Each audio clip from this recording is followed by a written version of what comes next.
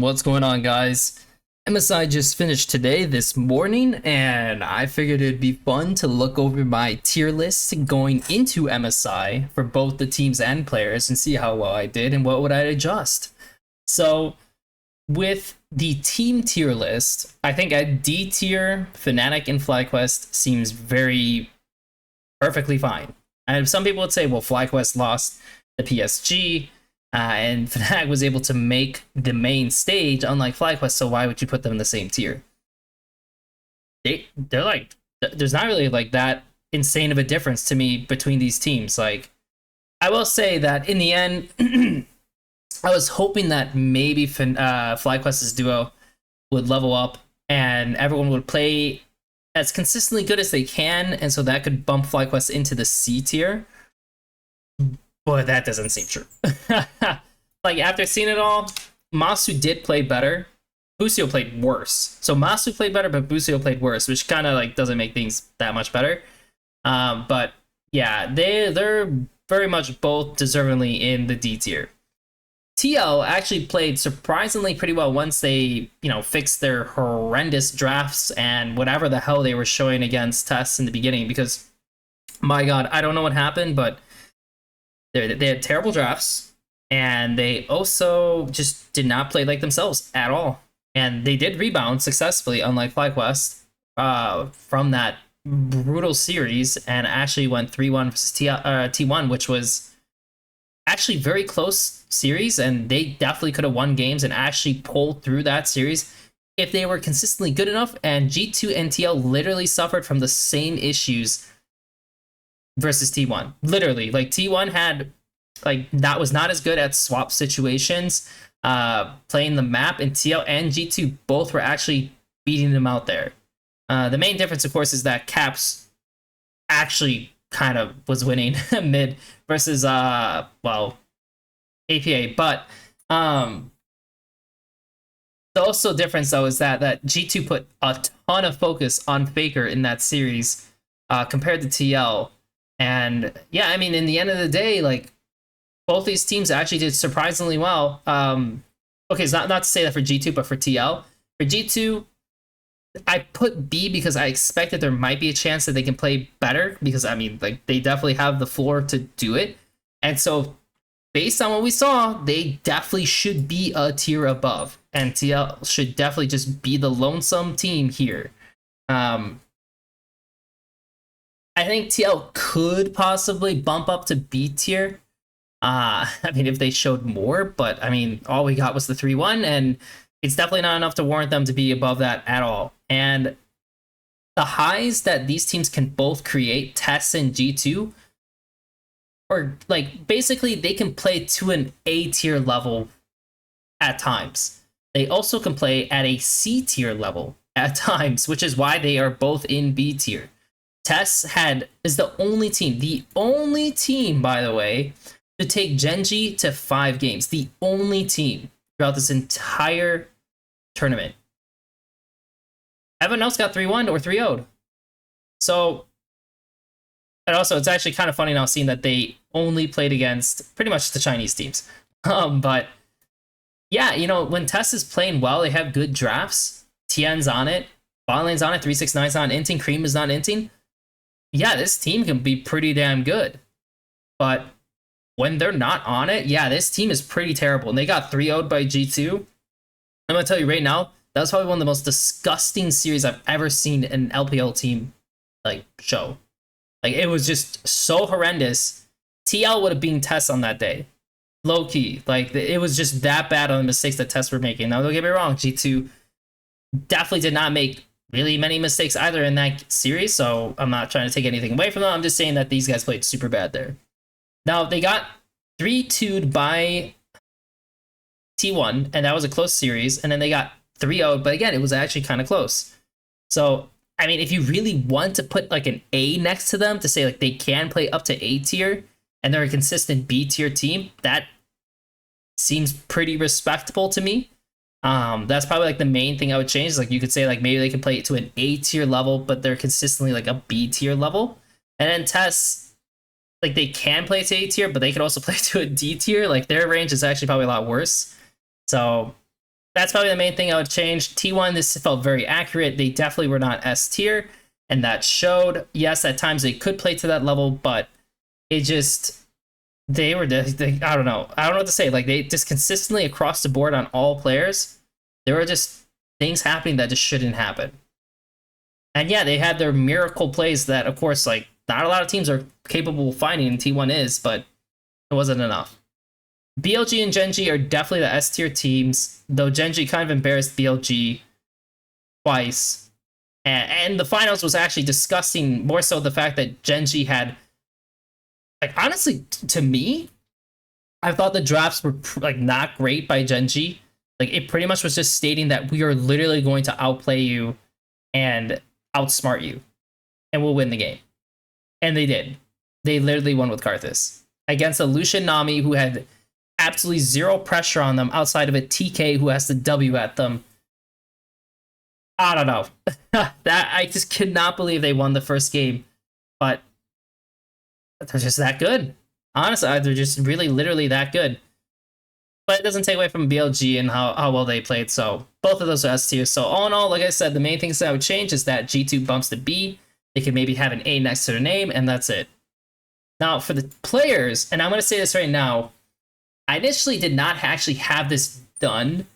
And I actually tried recording, but when I do this, like the tilde sign, yeah, that's my start and stop record. So I kind of screwed everything up. So to kind of iterate on what I was doing during then for top lane, you know, I thought Keen was the best player coming in to the tournament. I thought Bin was a very good player, same with Zeus, but at the time they did not show that they could be at the level Bin did in the end. He absolutely did. Like, I don't know what else to say. It's very obvious that he was able to play at an incredible level, and Keen was about as consistent as he could be at a good level, but he did not have the same highs as Bin did, which really helped propel BLG. Zeus is still A tier. He can't be S tier. Like, it's just the way he thinks and moves around the game that just, at the end of the day, it was kind of an issue. Now, for B tier, again, so I added these. I basically am calling it like, it's the same thing as what I was showing with the teams, in that they have potentials to move up, right? They have like potentials to move up, and I should probably put, where is it?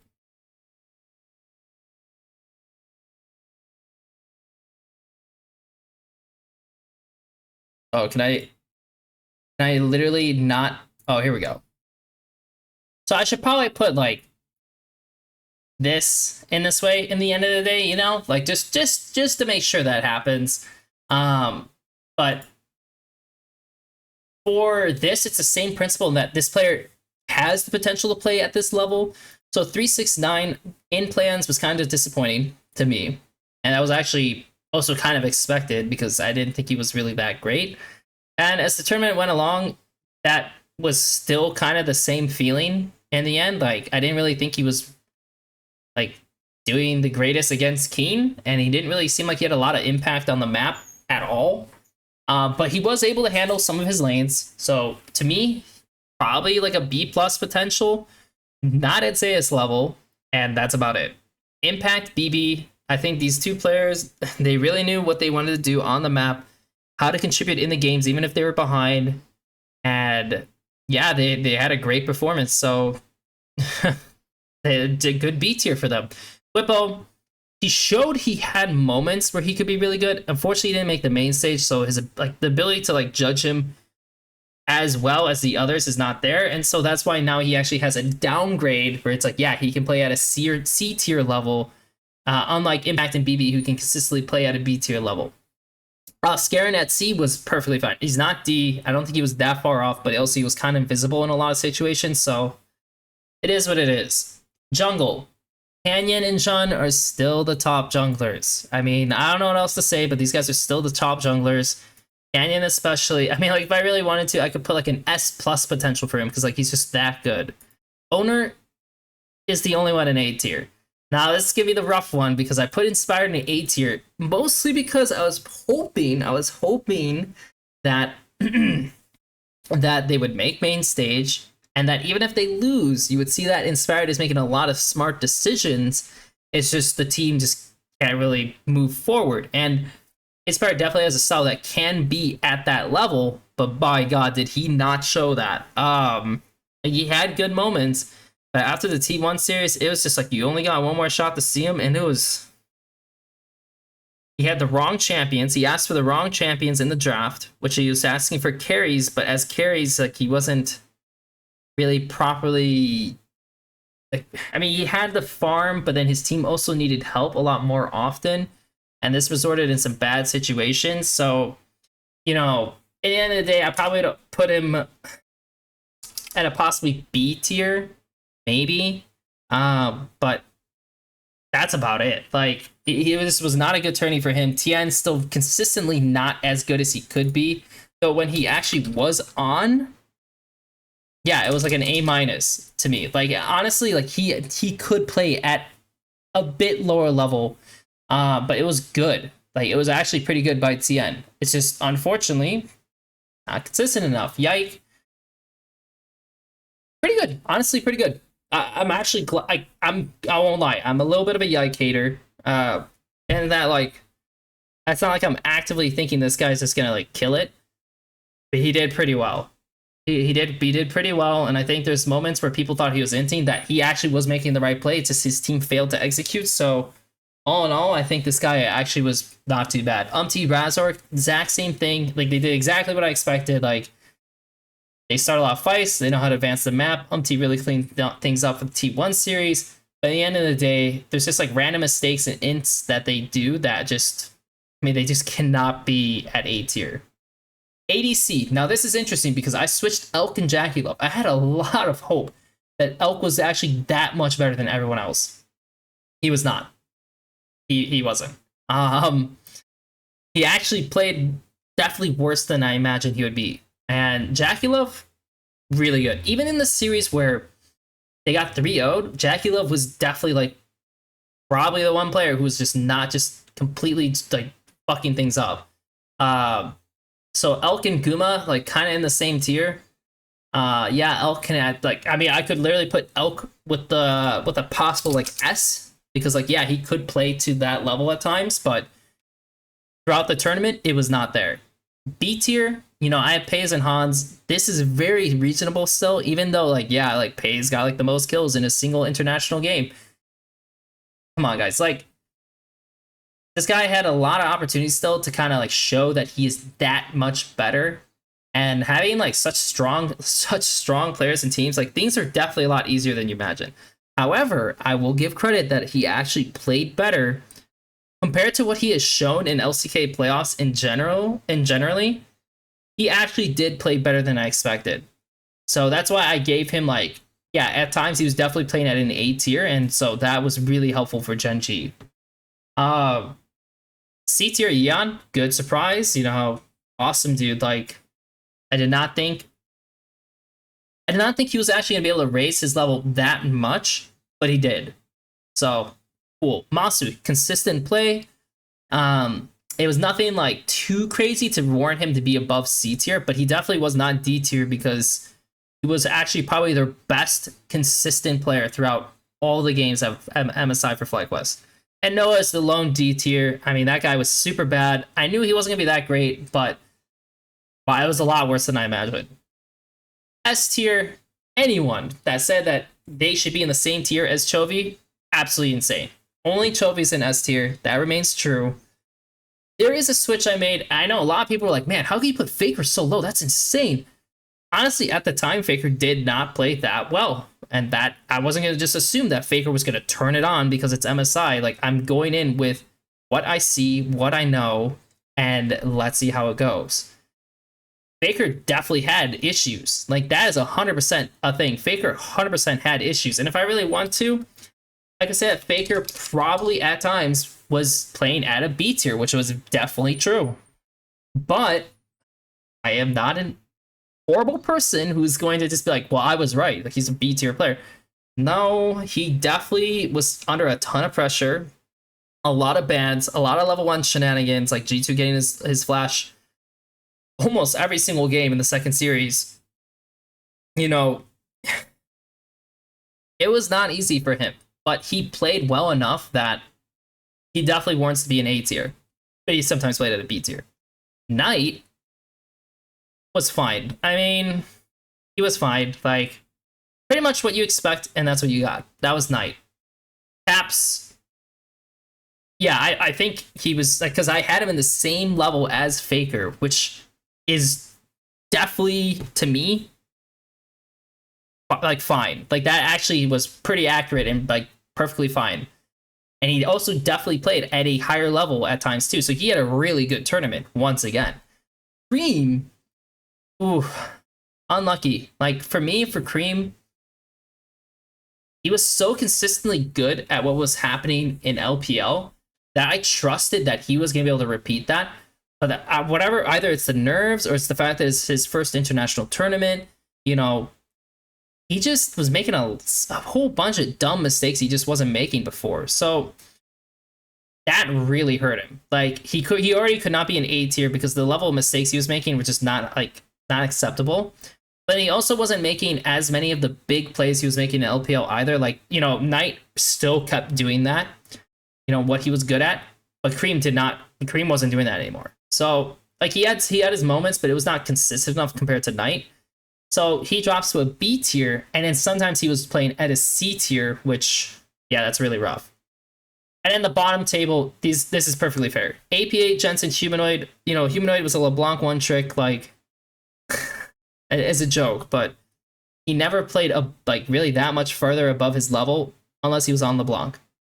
Jensen was whatever. And APA was actually okay, especially his Talia was actually, like, the accuracy on his Talia and some of his wall looks was pretty good. So APA at times was playing at a C tier level, but for the most part, he's in a D tier still. And then we'll go to support before going to duo, but I felt like there was no one that deserved to be in the S tier for support.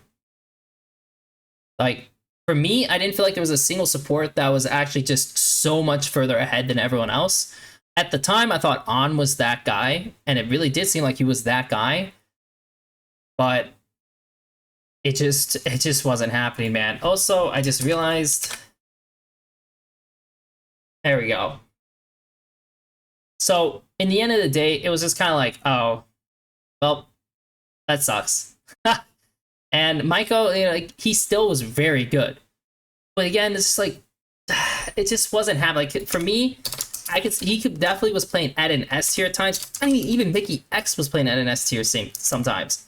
I mean, I could almost put that for every single player here, you know, like, oh, like, he sometimes played an S tier, he sometimes played an S tier, he sometimes played an S tier, but no one was consistently that good. But to me, this does show that the support pool was pretty damn good at this tournament. Like, at first, I had a lot of guys in the B tier, which seemed fair. And, like, Core played pretty well, Jun played pretty well. But yeah, they weren't playing, like, at the next level enough. Maybe, like Jun played actually a bit worse than I expected. Core actually played pretty damn good. But yeah, like I said, I didn't think anyone was consistently unbeatable the same way that Chovy, Bean, Finn, Keen, you know, Canyon, Jun, Jackie, like, no one was on that level. So all these guys were pretty damn good, just not 100% there. And Mickey X was like a big bump. Like, I felt like Mickey X was not playing as well. Same with Lehens, and yeah, those guys turned it on, so huge. And so in the end, when I did my duo assessments, I still felt like, regardless of that one series with G2, I think Tess were very good in balling. Like, just if they could somehow redo not just being some complete shit team for that day or whatever, their balling was very legit. And I felt like they definitely deserved to be, like, in the A tier alone. BLG, I had them initially in the S tier. Yeah, that just was not true. Like, like, because the Elk was not playing as well, and On was not playing as well. In the end of the day, they just can't be S tier, and you know that settles them into the B tier. Genji, I bumped them up because they played pretty well. G2, I bumped them up. You know, I wasn't like as like big on G2's bot lane, but in the end of the day, I mean, for the laning sake, like even if I don't think Hans was playing the best in fights where he could really take over, they were still playing pretty well. And T1, you know, I just don't think these guys were playing nearly good enough in the bot lane themselves. Like these guys are supposed to be it, but they didn't feel like it. So, at the end of the day, you know, oh, also in TL, you know, for TL, like I kept them in C tier because I feel like it wouldn't be right to have them in the same tier as the rest of these guys. And I could actually say that like at times they were playing at a B level, which is actually true. But outside of that, like yeah, they're still in they're still in that area. But it's really good to see that they could like start moving upwards because if you think about it, Mickey X Han Sama, Guma Kyria, Hayes, Lehens. Like I said, this was definitely a surprise that these guys leveled up more. And then yeah, like Elk on, like these are like pretty legitimate bot lanes. So pretty good for TL. And then Fnatic Fly, there's absolutely no way these guys are in C tier. They didn't play above C tier. That is what it is. So all in all, when I kind of look back on the player rankings, I think there's a lot of there's a lot of little movements that happened. I don't think there was anything as big of a drop off besides the inspired choice. This guy definitely played at a much lower level than I really expected him to. And so I have to put him here because if I don't, then I'm kind of just being too biased, trying to cover my ass myself for having him here. But yeah, he definitely played worse. And all in all, like not too bad of a power rankings assessment. You know, the goal of